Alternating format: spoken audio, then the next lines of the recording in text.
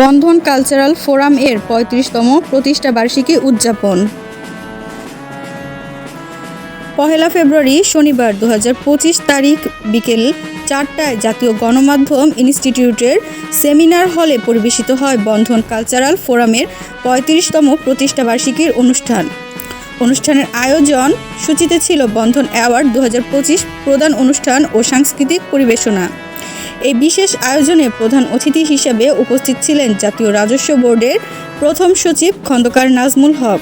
বিশেষ অতিথি হিসেবে উপস্থিত ছিলেন এটিএন বাংলার উপদেষ্টা তাশরিক আহমেদ, কালার্স মাল্টিমিডিয়ার পরিচালক নাজমুল খান, বিশিষ্ট সংস্কৃতিসেবী ও বন্ধন উপদেষ্টা মেজর আখতারুজ্জামান, অধ্যক্ষ রানা ফেরদৌস রত্না ও ঝলক ফাউন্ডেশনের চেয়ারম্যান ডক্টর জাহিদ আহমেদ চৌধুরী।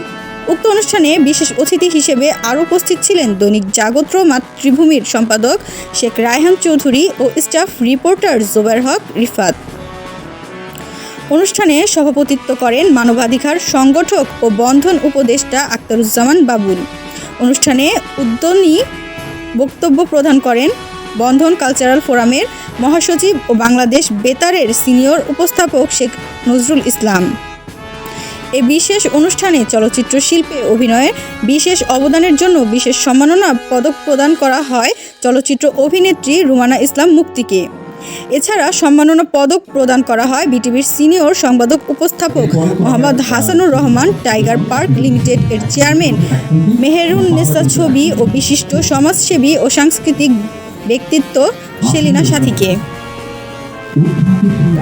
এ অনুষ্ঠানে যারা অ্যাওয়ার্ড পেয়েছেন তারা হলেন বেতার ও টিভি শিল্পী সালমা জাহান, বেতার ও টিভি শিল্পী বাবুল রেজা, আবৃত্তি শিল্পী ইরানি সুলতানা বেতার ও টিভি শিল্পী অর্পিতা মল্লিক, কোরিওগ্রাফার মাসুদ হাবিব, দীপ্ত টিভির সংবাদ উপস্থাপিকা তানিয়া আফরিন, বাংলা ভিশনের সংবাদ উপস্থাপিকা ফারহানা ত্রিনা, ফটো জার্নালিস্ট মোস্তাফিজুর রহমান মিন্টু, বিশিষ্ট চিকিৎসক ডক্টর মোহাম্মদ রুহুল আমিন, সংস্কৃতিসেবী Mohammad Mustafizur Rahman Johny, RTV young star Ankita Mallick ও international event organiser Shahin Azad.